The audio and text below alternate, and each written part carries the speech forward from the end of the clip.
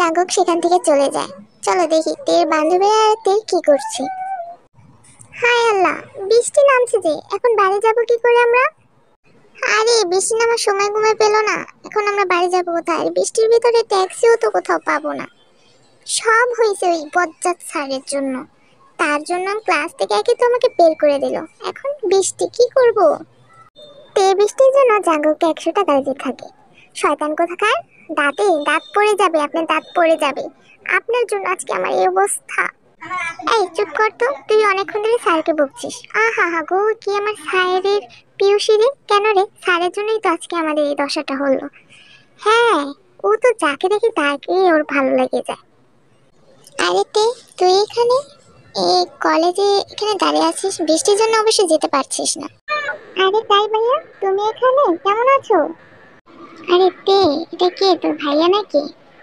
দেখে তো তাই লাগছে। হ্যাঁ, আমি তোর কাজিন হই, বলতে গেলে ক্লোজ ধরে নিতে পারো তোমরা। এখানে না দাঁড়িয়ে ভিজে তোমরা একটা কাজ করো, আমি বাহিরে কার পার্ক করছি, ওখানে যে বসো তোমরা সবাই, তোমাদের বাড়ি পৌঁছে দিব আমি। থ্যাংক ইউ কাই ভাইয়া, তোমার জন্য আজ বেঁচে গেলাম। কাই জিমিনকে আর লিসাকে তাদের বাড়িতে পৌঁছে দিয়ে তেকে ড্রপ করে দেয়। পালিয়ে যাবে কোথায়? মরতে তো তোমাকে হবে বেবি। আমাকে মেরো না, আমাকে মেরো না। এতক্ষণ ধরে আমি স্বপ্ন দেখছিলাম, আর একটুর জন্য মরিনি। ভাগ্যিস। কি রে তেমা, কি হয়েছে তোর? চিৎকার দিলি কেন? আবার নিশ্চয় বাজে স্বপ্ন দেখেছিস? হ্যাঁ, আবারও সে বাজে স্বপ্ন দেখেছি আমি। জিমিন থেকে কল করে কিছু বলার জন্য। দে আমাকে বাঁচা প্লিজ, আমি এত কিছু এখন তোকে কিছু বলতে পারবো না। তুই পাহাড়ের পিছনে যে পুরনো বাড়িটা আছে না, সেখানে আয় প্লিজ, দে আমাকে বাঁচা। হ্যালো হ্যালো জিমিন, কি হয়েছে তোর? তুই চিন্তা করিস না, আমি এক্ষুনি আসছি, তুই আমার জন্য ওয়েট কর, দাঁড়া। কি রে তেমা, কি হয়েছে? আর তোর কণ্ঠে এমন শোনাচ্ছে কেন, কি হয়েছে? মামনি, এত কিছু বলার সময় নেই, তোমাকে বরং আমি এসে বলবো। এই কথা বলে তে চলে যায় জিমিনকে খুঁজতে। আর সে ওখানে যে যা দেখে। এখানে চলে তো আসলাম, কিন্তু কি কুটকুটো অন্ধকার, ভয়ও করছে। জিমিনকে আবার কেউ কিডন্যাপ করো না তো? জিমিন, কোথায় তুই? শুনতে পারছিস আমার আওয়াজ? হ্যালো, এখানে কেউ আছো? জিমিন, কোথায় তুই? আমার খুব ভয় করছে। হ্যাঁ, জিমিন। হ্যাঁ, কে ওটা?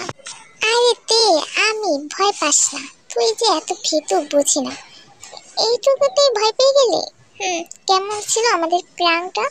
তোর বার্থডেতে এমন হরওয়েল উইশ করে দিলাম, কেমন হলো রে বল? খুবই জঘন্য বাজে হয়েছে। তুই আমার সাথে জিমিন, তুই এটা করতে পারলি? সাতজনই ডাইনি কোথাকার, আমি জানিস কত চিন্তায় ছিলাম, তুই কিভাবে পারলি এটা করতে? আচ্ছা বাবা, সরি, রাগ করিস না। সরি রে আমার দুঃখী ফ্রেন্ড, রাগ করিস না প্লিজ। লাইক সিরিয়াসলি, আমার বার্থডেতে উইশ তোরা এভাবে করলি? তোরা এমনটা না করলেও পারতি, খুব রেগে আছি তোদের প্রতি। এই তোরা ঝগড়াঝাটি বন্ধ কর, রাত কিন্তু কম হয়নি। আমরা ভাবছি তোর বার্থডেটা আজকে এখানেই করবো, কি বলিস? এই জঙ্গলে আমি বার্থডে করব? একে তো ব্ল্যাকমেল করে ভয় দেখে এখানে নিয়ে আসলি, এখন বলছিস বার্থডেটা আমার এই জঙ্গলে করবি তোরা? তের বকবক শুনে তারা দুই বান্ধবী তের হাত ধরে একটা সুন্দর জায়গা নিয়ে যায়। তে প্রাসাদে প্রবেশ করতে সবাই থেকে হ্যাপি বার্থডে বলে সারপ্রাইজ দেয়। আর সেখানে তের মামনি, জিমিন, লিসা এবং কি জাঙ্কুকও ছিল। তে সবাইকে দেখে খুব চমকে যায় আর মনে মনে অনেক খুশিও হয়।